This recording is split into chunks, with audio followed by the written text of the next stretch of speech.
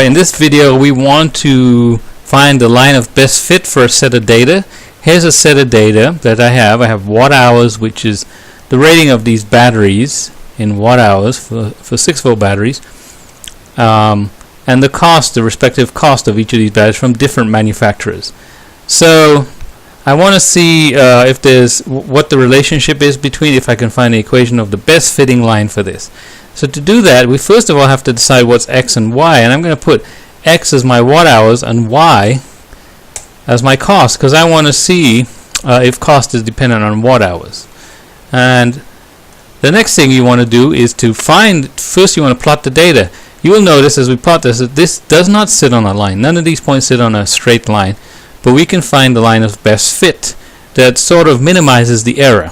So let's see. Let's highlight the data. So no words in this. Highlight the data. Go insert, and you look for a chart, and you look for the scatter plot chart, which is here. So here's a scatter plot of my data.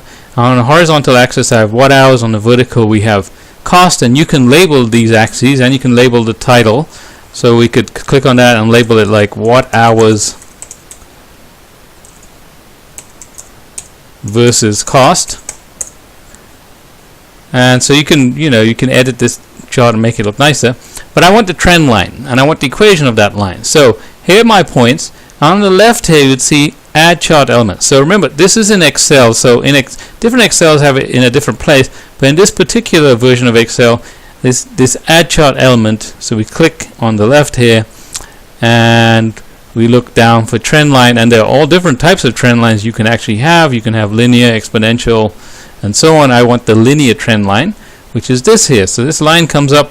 It only seems to go through one point but not the others, but it's the best fitting line where these errors from the line are minimized. The next thing I want is the regression, the equation of this line, which we call the regression equation. So we right click on the line, and down below it says format trend line, and we get these options. So we have a linear. We already said it was linear. We scroll down though, and we display the equation on the chart and the R-squared value. So the R-squared value is useful if you want to know the correlation. And this tells me, this is more for statistics, but it tells me I have a good correlation here. Almost, at least R-squared is 95%. So 95% of the variation in Y is explained by the variation in X. That's what the R-squared means. But for us, we're going to use this equation to predict things. So this equation, y equals 0.1412x minus 27.73, can be used to predict things about the cost of batteries. So let's see. Let's write this out. So we have our equation is, the equation, what it means is the cost is equal to 0.1412 times the watt hours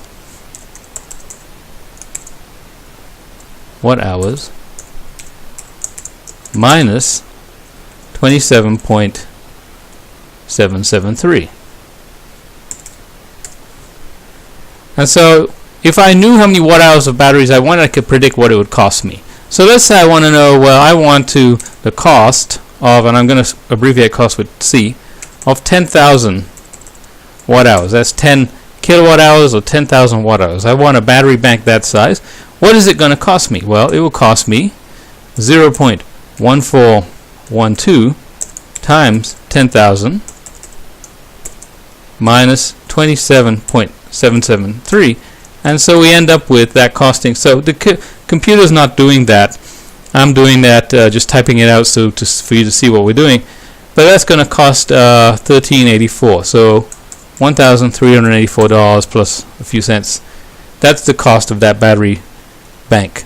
So that's why that's one use of the equation, is to predict things. And given a cost, given a watt hour, you can predict the cost. And given a cost, if you have a certain budget, let's say I have a budget of $3,000. How much battery can I get for $3,000? Well, in this case, you would say, well, $3,000 is my cost, and that's going to be equal to 0.1412 times the watt hours, I'll say WH for watt hours, minus 27.773, And so you'll find that if your budget is, let's say, $3,000, then how much watt hours you can get? Well, you have to do some algebra there. So you would add 27.73 to both sides, and then you would divide by 0.1412, and you end up with 21,443. So that would be 21,443 watt hours. So you'd have 21,443 watt hours if you could afford $3,000 to buy batteries. Alright, so I've put this data in Google Sheets now. Let's say you want to use Google Sheets. Same data. We can do the same thing in Google Sheets by highlighting the data now. So you highlight the data and you go Insert and you go Chart. But what happens is you get a bar chart, which is what we don't want a bar chart, we want a scatter plot. So on the right hand side here somewhere, I'm going to use the old chart editor. Sometimes it gave you an option for a chart, but in this particular version it's saying it's upgraded Google Sheets. So we want to go to this version where I could choose the chart types. And so once I click on chart types, you scroll down and look for the scatter plot, which is this one. So now we have a graph that looks like the one we did in Excel. You look for customization on your scatter plot, which is this tab here, and then you scroll down and you look for trend line. So here's trend line at the bottom, and you say yes, I want a trend line, I want a linear one. There's my line that looks like the line we did in Excel, and on that trend line now we want to, you don't have to show R squared, but in statistics class you'd want to have that. So R squared is telling me how good my correlation is, but what I want is the equation. So underneath the label here, what it says label, you click on use equation as your label, and there's the equation, the same equation we generated in Excel. So Google Sheets will do the same thing, and you can copy and paste this and put this into a document.